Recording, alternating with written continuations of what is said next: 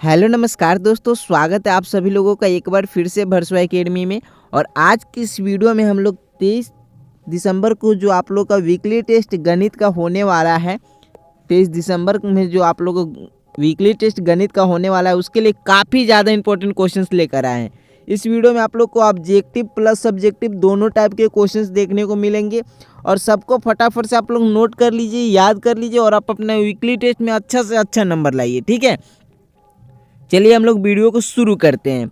यहाँ देखिएगा पहला क्वेश्चन क्या है, उसका सही आंसर क्या होगा, सब कुछ हम लोग देखते आगे चलेंगे। ठीक है, यह मॉडल सेट 2 है। इससे पहले आप लोग को सेट 1 चैनल पे अवेलेबल करवा दिए थे, साथ में आप लोग को लाइव क्लास 6:30 में करवाते थे जिसमें आप लोग को बहुत सारे इंपॉर्टेंट क्वेश्चंस बताए हैं और वहाँ से भी आपका क्वेश्चंस आज मैच करने वाला है। वहाँ से भी क्वेश्चंस आज का एग्जाम में आप लोग का बिल्कुल मैच करेगा। ठीक है, तो चलिए यहाँ देखते हैं पहला क्वेश्चन क्या है। किसी वृत्त की सबसे बड़ी जीवा वृत्त का डैश होता है, क्या होता है। किसी वृत्त की सबसे बड़ी जीवा क्या होता है, वृत्त का क्या होता है। देखिए ये सबसे बड़ी जीवा क्या होता है, आप लोग को बताए थे क्या होता है, व्यास होता है। ऑप्शन बी आपका सही जवाब हो जाएगा। किसी वृत्त की सबसे बड़ी जीवा वृत्त का व्यास होता है। ठीक है, आगे बढ़ते हैं। अगला क्वेश्चन देखिएगा, यहाँ पर 2 नंबर क्वेश्चन है कि संपूर्ण वृत्त की लंबाई, संपूर्ण वृत्त, ये वृत्त है ना, इसकी पूरी लंबाई को क्या कहते हैं हम लोग, जीवा कहते हैं, त्रिज्या कहते हैं, परिधि कहते हैं, व्यास कहते हैं। तो संपूर्ण वृत्त की लंबाई को क्या कहते हैं हम लोग, परिधि कहते हैं। ऑप्शन सी आपका यहाँ पर ही सही हो जाएगा। ठीक है, आगे बढ़ते हैं। अगला क्वेश्चन देखिएगा, यहाँ पर 3 नंबर क्वेश्चन है कि एक वृत्त का व्यास वृत्त की त्रिज्या का डैश होता है, क्या होता है। एक वृत्त का जो व्यास होता है वो वृत्त की त्रिज्या का 2 गुना होता है। ऑप्शन डी यहाँ पर आपका सही जवाब हो जाएगा। ठीक है, आगे बढ़ते हैं। यहाँ देखिएगा अर्धवृत्त में कोण होते हैं, अर्धवृत्त में कोण कौन से होते हैं, आप लोग को बताए थे समकोण होता है। अर्धवृत्त में कोण कौन सा कोण होता है, समकोण कोण होता है। ठीक है, ऑप्शन ए यहाँ पर ही सही जवाब हो जाएगा। ठीक है, और थोड़ा सा साउंड को लेकर प्रॉब्लम हो रही होगी क्योंकि आउटसाइड प्रोग्राम चल रहा है।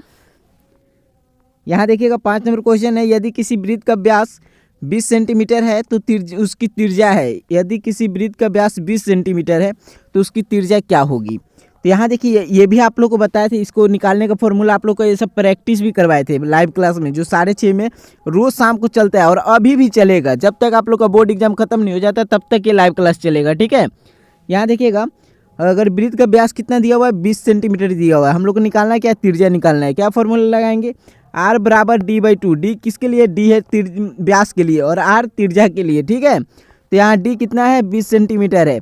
20/2 करेंगे, 2 से 20 को काट दीजिए, कितना बार में, 10 बार में, क्या आंसर आ जाएगा, 10 सेंटीमीटर।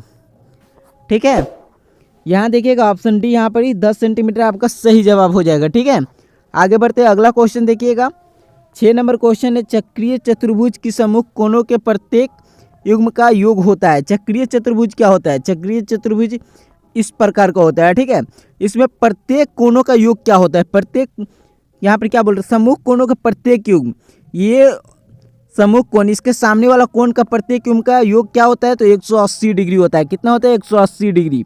कौन सा ऑप्शन सही हो जाएगा, ऑप्शन सी आपका यहाँ पर ही सही जवाब हो जाएगा। ठीक है, आगे बढ़ते अगला क्वेश्चन देखिएगा 7 नंबर क्वेश्चन है, एक दीर्घचाप द्वारा अंतरित कोण होता है। एक दीर्घचाप द्वारा जो अंतरित कोण होता है वो क्या होता है, न्यून कोण होता है। न्यून कोण मतलब 90 डिग्री से कम हमेशा बनेगा, अब हमेशा 90 डिग्री से कम होता है इसलिए उसको बोलते हैं न्यून कोण। ठीक है, ऑप्शन ए इसका सही जवाब हो जाएगा। ठीक है, आगे बढ़ते हैं। अगला क्वेश्चन देखिएगा, यहाँ पर 8 नंबर क्वेश्चन है, वृत्त के अंदर का भाग क्या कहलाता है। वृत्त के अंदर का भाग क्या कहलाता है, ये वृत्त है, इसके अंदर का भाग को क्या कहते हैं हम लोग, बताए थे आपको, अभ्यंतर कहते हैं। ऑप्शन ए आपका सही जवाब हो जाएगा। ठीक है, चलिए अगले क्वेश्चन की तरफ बढ़ते हैं। अगला क्वेश्चन क्या है, 9 नंबर क्वेश्चन है कि एक वृत्त में कितने केंद्र होते हैं। एक वृत्त है, इसमें कितना केंद्र हो सकते हैं, एक से अधिक केंद्र हो ही नहीं सकता है। ऑप्शन ए आपका सही जवाब हो जाएगा। ठीक है, आगे बढ़ते हैं। यहाँ देखिएगा वृत्त की परिधि ज्ञात करने का सूत्र क्या होता है। वृत्त की परिधि ज्ञात करने का सूत्र क्या होता है, 2 ठो सूत्र होता है। एक जब व्यास दिया रहे, जब डी दिया रहे तब, और एक जब त्रिज्या दिया रहे तब। 2 ठो फॉर्मूला बताए थे आप लोग को।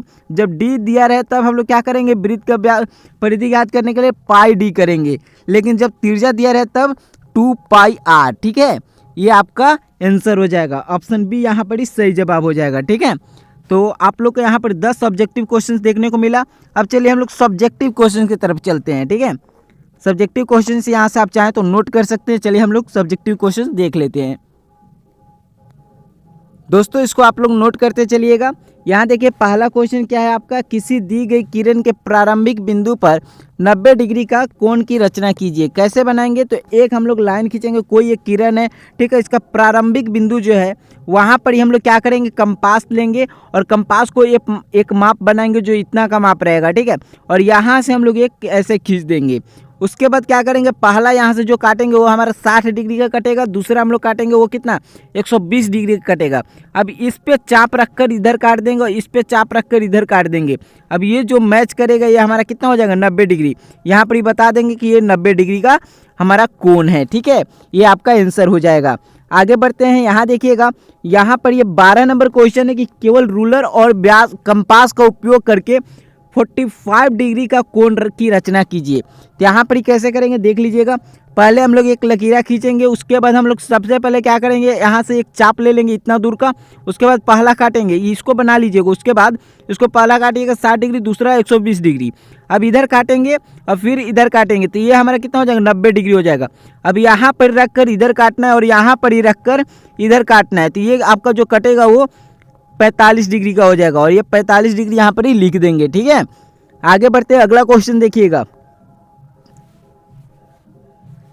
13 नंबर क्वेश्चन है, एक वृत्त की त्रिज्या 13 सेंटीमीटर है और इसकी एक जीवा की लंबाई 10 सेंटीमीटर है। केंद्र से जीवा की दूरी ज्ञात कीजिए। कैसे ज्ञात करेंगे चलिए देखते हैं। तो यहाँ देखिएगा कैसे ज्ञात करेंगे हम लोग, पहले एक सर्कल ड्रॉ कर लेंगे हम लोग और बता देंगे क्या है। तो केंद्र से जीवा की दूरी ज्ञात करने के लिए बोल रहे हैं। ये जीवा है हमारा, ये केंद्र है, ठीक है, ये मान लीजिए एक केंद्र है, ठीक है। अब यहाँ से ये कैसे बना हुआ है, ओके, तो इसको कैसे हम लोग करेंगे। यहाँ देखिएगा, माना ए बी एक केंद्र ओ और 13 सेंटीमीटर वाले एक वृत्त की एक जीवा है, ठीक है। ओ जो है ए बी जो है हमारा, ए बी एक केंद्र ओ और 13 सेंटीमीटर वाले एक वृत्त की एक जीवा है, ठीक है, जिसमें ए बी कितना है, ए बी 10 सेंटीमीटर है। ये ए बी 10 सेंटीमीटर, त्रिज्या हमारा 13 सेंटीमीटर है, ठीक है। आगे बढ़ते हैं। या ओ से ओ एल लंब ए बी खींचिए, ठीक है। ओ से ओ एल लंब ए बी खींचिए, ए बी पर ओ एल एक लंब खींचिए। उसके बाद चूंकि वृत्त के केंद्र से एक जीवा पर डाला गया लंब जीवा को समद्विभाजित करता है, ठीक है। अगर हम लोग वृत्त के केंद्र से किसी जीवा पे लंब डालते हैं तो वो जीवा को समद्विभाजित करता है, मतलब आधा आधा में बांट देता है, ठीक है। तो यहाँ देखिए ए एल जो हमारा हो जाएगा, ए एल जो होगा एल बी के बराबर होगा, क्योंकि ए बी पूरा था, ठीक है, ये पूरा लड्डू था, इसको हम लोग तोड़ दिए, आधा आधा कर दिए, तो ए एल अब एल बी हो गया, ठीक है। अब क्या होगा, तो यह पूरा ये 10 सेंटीमीटर का, ये पूरा 10 सेंटीमीटर का था, तो इसको हम लोग आधा करेंगे। जब आधा करेंगे, ए बी को आधा करेंगे, तो हमारे पास क्या मिलेगा, तो ए बी हमारा 10 सेंटीमीटर था, तो इसको 10 आधा कीजिए, 2 से काटिए, 2 पचे 10, 5 सेंटीमीटर आ जाएगा, ठीक है।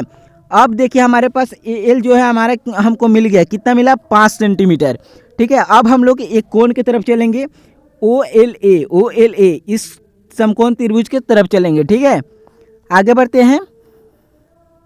यहाँ देखिएगा, आप समकोण त्रिभुज ओ एल ए से अब ओ यहाँ पर हम लोग पाइथागोरस का प्रमेय लगाएंगे। ओ ए का स्क्वायर बराबर ओ एल का स्क्वायर प्लस ए एल का स्क्वायर, ठीक है, ए एल का स्क्वायर। हम लोग को ज्ञात क्या करना है, हम लोग को ओ एल पता करना है। ओ ए हम लोग को पता है 13 सेंटीमीटर और ए एल पता है कितना 5 सेंटीमीटर, ठीक है। यहाँ पर अभी पता किए थे ना हम लोग। तब हम लोग आगे बढ़ते हैं। यहाँ देखिए ओ ए कितना है हमारा 13 सेंटीमीटर, 13 का स्क्वायर ओ एल का स्क्वायर प्लस 5 का स्क्वायर। आगे बढ़ते हैं। अब 13 का जब स्क्वायर कीजिएगा तो 169 आ जाएगा, ओ एल स्क्वायर, और 5 का जब स्क्वायर कीजिएगा तो 25 आ जाएगा। 25 इधर प्लस में, इधर हम लोग उसको इधर भेज देंगे तो ये क्या हो जाएगा माइनस में हो जाएगा। 144 ओ एल स्क्वायर यहाँ पर भी है। अब ओ एल स्क्वायर है इधर में, ये 144 है, ठीक है। तो इस इधर का स्क्वायर जब हटाएंगे तो इधर भी स्क्वायर आना चाहिए, तो इधर का रूट आ जाएगा, ठीक है, इधर रूट आ जाएगा, ठीक है, जो भी संख्या उस पर रूट आ जाएगा। यहाँ पर देखिए जैसे ओ एल है, यहाँ पर स्क्वायर हम लोग हटाए तो इधर हमारा 144 को रूट के अंदर कर दिए, ठीक है। अब 144 का जब वर्गमूल निकालिएगा तो कितना आ जाएगा 12 सेंटीमीटर, ये आपका आंसर हो जाएगा, ठीक है। अतः आपका ये आंसर हो जाएगा, ठीक है। आगे बढ़ते हैं, अगला क्वेश्चन देखिएगा। यहाँ पर 14 नंबर क्वेश्चन देखिएगा। दी गई आकृति में ओ एक वृत्त का केंद्र है, तो ओ ए बी ज्ञात कीजिए। तो ओ ए बी ज्ञात, कौन ओ ए बी क्या होगा? ओ एक वृत्त का केंद्र है तो ओ ए बी मतलब कौन, हमको ए ज्ञात करना है। ठीक है, चलिए कैसे ज्ञात करते हैं देखिए। त्रिभुज O B A B O में, त्रिभुज ए बी ओ में ए ओ और बी ओ दोनों बराबर है, दोनों बराबर है। क्यों? क्योंकि वृत्त की त्रिज्या, क्योंकि वृत्त की त्रिज्या क्या होती है, वृत्त की एक ही वृत्त की त्रिज्या है तो त्रिज्या तो बराबर ही रहेगी ना। आप यहाँ भी नापोगे तो वही कितना आएगा, यहाँ पर भी नापोगे तो जो यहाँ पर ही आएगा वही यहाँ पर आएगा। ठीक है, यहाँ भी नापोगे तो वही आएगा। ठीक है, तो त्रिज्या हर जगह बराबर रहेगा। यहाँ देखिएगा, वृत्त के केंद्र से वृत्त बिंदु पथ की दूरी हमेशा बराबर रहेगी। ठीक है, तो अतः त्रिभुज एबीओ एक समद्विबाहु त्रिभुज है, क्योंकि इसका दो भुजा क्या है, बराबर है। यहाँ पर दो भुजा ओ ए और ओ बी बराबर है, तो ये समद्विबाहु त्रिभुज है। जब समद्विबाहु त्रिभुज है तो हम लोग क्या करेंगे, कोण ए प्लस कोण बी प्लस कोण ओ बराबर 180 डिग्री। ठीक है, अब देखिए जब यहाँ पर कोण ए और कोण बी दोनों के दोनों, अगर हम लोग समद्विबाहु त्रिभुज है तो समद्विबाहु त्रिभुज है तो समद्विबाहु त्रिभुज का ये जब भुजा बराबर तो इसका ये कोण भी क्या होगा, बराबर होगा। तो कोण अगर ए और कोण बी हम लोग क्या करेंगे, कोण ए और कोण बी जब दोनों बराबर तो हम कोण बी की जगह कोण ए लिख सकते हैं। अब 50 डिग्री ये भी है और मान लीजिए 50 डिग्री ये भी है, तो हम लोग कोण ए की जगह कोण बी लिख सकते हैं, बिल्कुल लिख सकते हैं। कैसे, यहाँ देख लीजिए, कोण बी ए बराबर कोण ओ ए बी बराबर होगा। ठीक है, यहाँ पर अभी हम लोग प्रूफ किए, ये बताए थे ना कि समद्विबाहु त्रिभुज है तो सम्मुख कोण उसका क्या होता है, बराबर होता है। ठीक है, आगे बढ़ते हैं। यहाँ देखिएगा, अब ए कोण ए प्लस कोण ए बराबर क्या हो जाएगा, 2 कोण ए। ठीक है, प्लस 50 डिग्री बराबर 180 डिग्री। ठीक है, ये 50 डिग्री कहाँ से आया, कोण ए से आया। देखिए कोण ए कोण ओ से आया। ठीक है, सॉरी कुछ गलत बोल रहे हैं, कोण ओ से 50 डिग्री आ गया। और यहाँ देखिएगा कोण ओ से जब 50 डिग्री आया तो 2 कोण ए बराबर क्या करेंगे, ये 50 डिग्री को इधर भेज देंगे, घटा देंगे 130 डिग्री आ जाएगा। ठीक है, अब कोण ए बराबर 130/2 करेंगे, जब इसको काटेंगे तो 65 डिग्री आ जाएगा। तो कोण ए बराबर 65 डिग्री, अतः कोण ए ओ बी हमको जो पूछा था वही आंसर दे दिए, क्या दिए, 65 डिग्री इसका सही जवाब हो जाएगा। ठीक है, अब आगे बढ़ते हैं अगले क्वेश्चन की तरफ। आगे देखिएगा, एक समबाहु त्रिभुज की रचना कीजिए जिसकी भुजा 4 सेंटीमीटर है और रचना की पुष्टि कीजिए। ठीक है, तो 4 सेंटीमीटर वाले एक समबाहु त्रिभुज का हम लोग को क्या करना है, रचना करना है। समबाहु त्रिभुज क्या होता है, जिसका तीनों कोण तीनों भुजा बराबर हो। तो ये देखिए हम लोग नीचे में स्केल से पहले नाप लेंगे। ठीक है, नापने के बाद कंपास लेंगे और इतना दूर का उसका ये बना लेंगे। ठीक है, उसके बाद एक से इधर काट देंगे, फिर यहाँ पर रख कर इधर काट देंगे। अब इसको दोनों को मिला देंगे, यही हमारा क्या हो जाएगा, 4 सेंटीमीटर वाला एक भुजा का समबाहु त्रिभुज का रचना हो जाएगा। ठीक है, इसको फटाफट से कर लीजिएगा आप लोग। चलिए आगे बढ़ते हैं और आखिरी क्वेश्चन है, सिद्ध करें कि किसी वृत्त के केंद्र से जीवा पर डाला गया लंब जीवा को समद्विभाजित करता है। ठीक है, इसको कैसे हम लोग बनाएंगे, देखिए पहले इसको अच्छा से इस ड्राइंग को देख लीजिएगा, बना लीजिएगा। ठीक है, ये ड्राइंग को बना लीजिएगा। अब देखिए दिया गया वृत्त में ए बी एक जीवा है तथा ओ एम लंब ए बी है, ओ एम लंब ए बी है, यहाँ पर एम होगा। ठीक है, यहाँ पर छूट गया है, एम होगा। ठीक है, ओ एम लंब ए बी है। ओके, आगे बढ़ते हैं। रचना ओ ए तथा ओ बी को मिलाया, रचना में क्या करना है, ओ ए और ओ बी को मिला देना है। ठीक है, आगे बढ़ते हैं। यहाँ पर प्रूफ देखिएगा, समकोण त्रिभुज ओ ए ओ एम और समकोण त्रिभुज बी ओ एम। समकोण त्रिभुज कैसे बन रहा है, यहाँ देखिएगा, समकोण त्रिभुज ओ ए एम, यहाँ पर जब एम है ना, ओ ए एम और बी ओ एम। ठीक है, ये जो समकोण त्रिभुज है इसमें देखिएगा ओ ए जो है ओ बी के बराबर होगा, क्योंकि वृत्त की त्रिज्या क्या होती है, बराबर होती है। वृत्त की त्रिज्या तो अभी बताए, कहीं भी नापिएगा तो वृत्त की त्रिज्या बराबर होगी। ठीक है, अब मान लीजिए वृत्त की त्रिज्या यहाँ पर 7 सेंटीमीटर है, तो यहाँ पर जरूरी, यहाँ पर ऐसा थोड़ी है कि 8 सेंटीमीटर जो हो जाएगा, यहाँ पर भी 7 सेंटीमीटर रहेगा। ठीक है, आगे बढ़ते हैं। और यहाँ देखिएगा ओ एम जो है ओ एम के बराबर होगा, क्योंकि ये उभयनिष्ठ है। उभयनिष्ठ क्या होता है, जो दोनों में एक हो, ये ओ एम है। ठीक है, वो दोनों समकोण त्रिभुज में बराबर होगा। ठीक है, अब देखिए आगे क्या होगा, कोण ओ एम ए और कोण ओ एम बी, ये दोनों के दोनों क्या हो जाएंगे, 90 डिग्री हो जाएंगे। कोण ओ एम ए और कोण ओ एम बी दोनों के दोनों 90 डिग्री हो जाएंगे। ठीक है, आगे बढ़ते हैं।